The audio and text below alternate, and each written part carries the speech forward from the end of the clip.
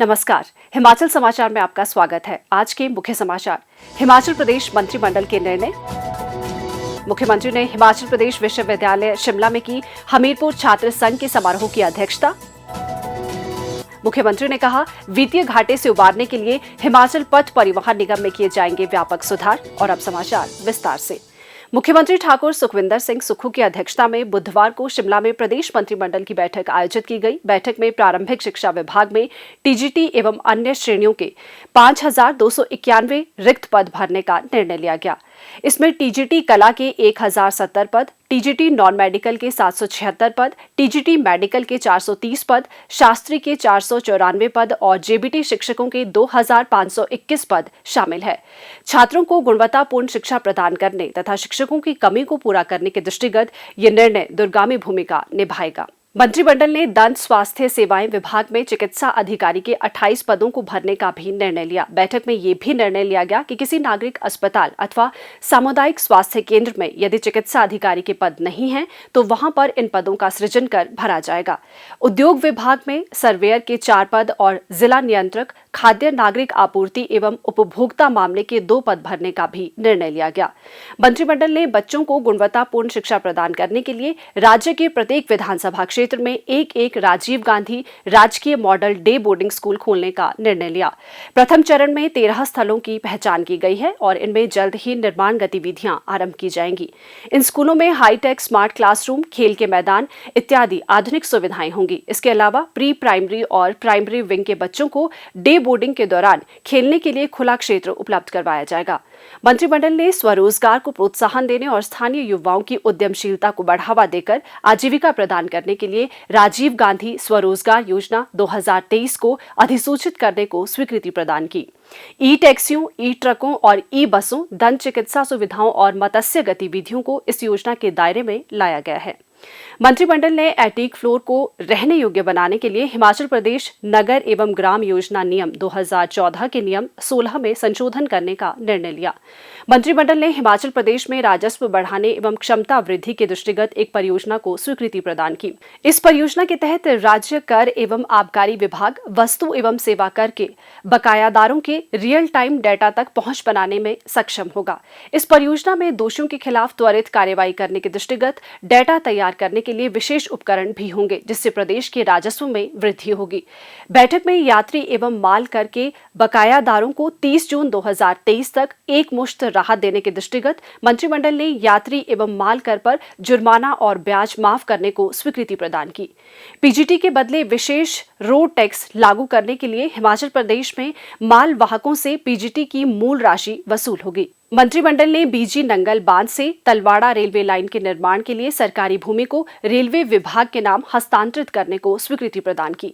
मंत्रिमंडल ने शिमला जिला के हाटकोटी विशेष क्षेत्र के लिए प्रारूप विकास योजना और ऊना जिला के महतपुर योजना क्षेत्र की प्रारूप विकास योजना को भी मंजूरी प्रदान की। मंत्रिमंडल ने लोगों की सुविधा के लिए शिमला जिला के जल शक्ति मंडल मतियाना से 8 ग्राम पंचायतों को जल शक्ति मंडल नंबर 1 कसुम्पटी में स्थानांतरित करने का निर्णय लिया। मुख्यमंत्री ठाकुर सुखविंदर सिंह सुक्खू ने बुधवार को हिमाचल प्रदेश विश्वविद्यालय शिमला में हमीरपुर छात्र संघ के एक समारोह की अध्यक्षता की। इस अवसर पर उन्होंने कहा कि प्रदेश में 5G तकनीक के बाद अब राज्य सरकार शिक्षा के क्षेत्र में भी क्रांतिकारी बदलाव लाने जा रही है। हमारी प्रयास है कि शिक्षा के क्षेत्र में क्वालिटी एजुकेशन की दिशा में बढ़ा जाए और उस दृष्टिकोण से हम काफी बदलाव करने जा रहे हैं।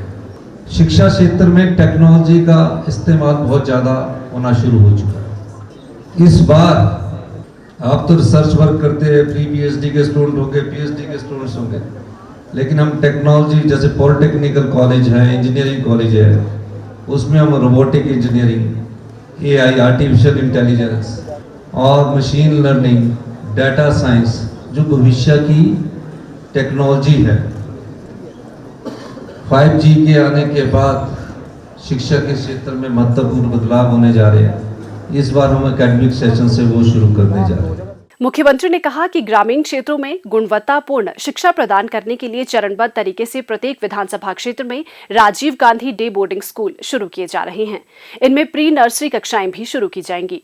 हमारी सरकार ने फैसला किया कि प्रत्येक गांव में बेसिक एजुकेशन को मजबूत करना है हमने हर एक विधानसभा क्षेत्र में 100 करनाल यानी 50 बीघा स्कूल में गांव के अपने छोटे प्यारे बच्चों के लिए डे बोर्डिंग स्कूल इस सत्र से हम शुरू करने जा रहे हैं।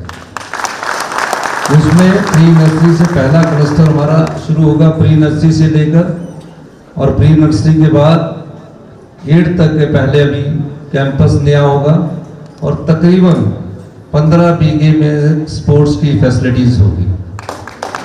उनको धरातल में आने में अभी समय लगेगा, लेकिन उसके लिए हमने 300 करोड़ के बजट का प्रावधान कर दिया है। गांव का गरीब बच्चा अगर मेरिटोरियस है तो पैसे के आर्थिक तंगी के अभाव में वो उस शिक्षा ग्रहण करने से रह ना जाए।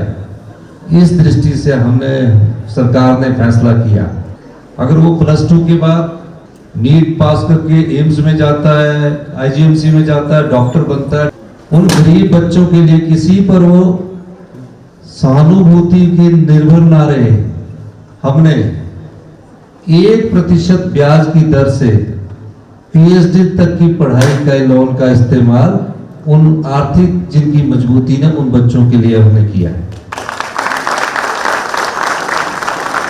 ताकि वो पढ़ने में उनको दिक्कत ना आ सके। राज्य सरकार उच्च शिक्षा के क्षेत्र में विद्यार्थियों को गुणवत्ता सुनिश्चित करने के लिए निरंतर प्रयासरत है। हिमाचल प्रदेश विश्वविद्यालय को 50 करोड़ रुपए का अतिरिक्त अनुदान दिया गया है। मुख्यमंत्री ने कहा कि वे भी इसी विश्वविद्यालय के छात्र रहे हैं और यहीं से कानून की पढ़ाई की है। उन्होंने कहा कि उनके साथ अध्ययन करने वाले कई छात्र राजनीति के साथ साथ अन्य क्षेत्रों में भी प्रदेश का नाम रोशन कर रहे हैं। मुख्यमंत्री ने इस कार्यक्रम के आयोजन के लिए हमीरपुर छात्र संघ को भी बधाई दी। मुख्यमंत्री ठाकुर सुखविंदर सिंह सुक्खू ने कहा कि हिमाचल पथ परिवहन निगम को वित्तीय घाटे से उबारने के लिए राज्य सरकार इसमें व्यापक सुधार लाएगी। विगत सायं परिवहन विभाग की बैठक की अध्यक्षता कर रहे थे। इन सुधारों से निगम को आत्मनिर्भर बनाने और बेहतर वित्तीय संसाधन उपलब्ध करवाने, कर्मचारियों और पेंशनरों को समय पर वेतन और पेंशन का भुगतान सुनिश्चित करने में मदद मिलेगी। सुधार प्रक्रिया के तहत राज्य सरकार निगम में चालकों और परिचालकों के रिक्त पद भरने के लिए भर्ती प्रक्रिया शुरू करेगी, जिसके माध्यम से राज्य के लोगों को सुगम और बेहतर परिवहन सेवाएं उपलब्ध करवाई जाएंगी। मुख्यमंत्री ने कहा कि निगम में चरणबद्ध तरीके से डीजल बसों को इलेक्ट्रिक बसों में बदला जा रहा है। वर्तमान में निगम के बेड़े में पहले से ही 95 इलेक्ट्रिक बसें शामिल है और निकट भविष्य में इनकी संख्या में और वृद्धि की जाएगी। उन्होंने कहा कि टाइप 1 की 75 ई बसें खरीदने की योजना पर काम चल रहा है, जिसकी निविदाएं पहले ही जारी कर दी गई हैं। इसके लिए लेटर ऑफ अवार्ड अगले माह तक जारी होने की उम्मीद है। इन 75 ई बसों के लिए मार्गों की पहचान कर ली गई है और चार्जिंग स्टेशनों सहित आवश्यक बुनियादी ढांचा विकसित करने के प्रयास किए जा रहे हैं। इसके अलावा निगम ने 225 डीजल बसों को टाइप 2 ई बसों से बदलने के लिए मार्गों की पहचान की है। बैठक के दौरान हमीरपुर में प्रस्तावित बस पोर्ट की समीक्षा भी की गई। मुख्यमंत्री ने कहा कि हिमाचल प्रदेश बस स्टैंड प्रबंधन एवं विकास प्राधिकरण द्वारा अगले 2 वर्षों के भीतर इस बस पोर्ट को तैयार कर लिया जाएगा। इसके अतिरिक्त हमीरपुर जिले के नादौन में ई बस डिपो के निर्माण के लिए जमीन चिह्नित कर ली गई है। और अब रोजगार समाचार। हिमाचल प्रदेश लोक सेवा आयोग ने हिमाचल प्रदेश प्रशासनिक सेवा के 9 पद और हिमाचल प्रदेश पुलिस सेवा के 2 पद भरने के लिए आवेदन आमंत्रित किए हैं। इच्छुक व पात्र उम्मीदवार 14 जून 2023 तक आयोग की वेबसाइट www.hppsc.hp.gov.in/hppsc पर ऑनलाइन रात 11:59 तक आवेदन कर सकते हैं। इसके अलावा ये लिंक बंद कर दिया जाएगा। इस संबंध में विस्तृत जानकारी आयोग की वेबसाइट से प्राप्त की जा सकती है। हिमाचल समाचार देखने के लिए सब्सक्राइब करें YouTube channel information and public relations department HP, follow करें ट्विटर @DPRHP, लाइक करें Facebook page information and public relations department Himachal Pradesh, visit करें वेबसाइट www.himachalpr.gov.in। इस अंक में इतना ही। कल फिर होगी मुलाकात। दीजिए इजाजत। नमस्कार।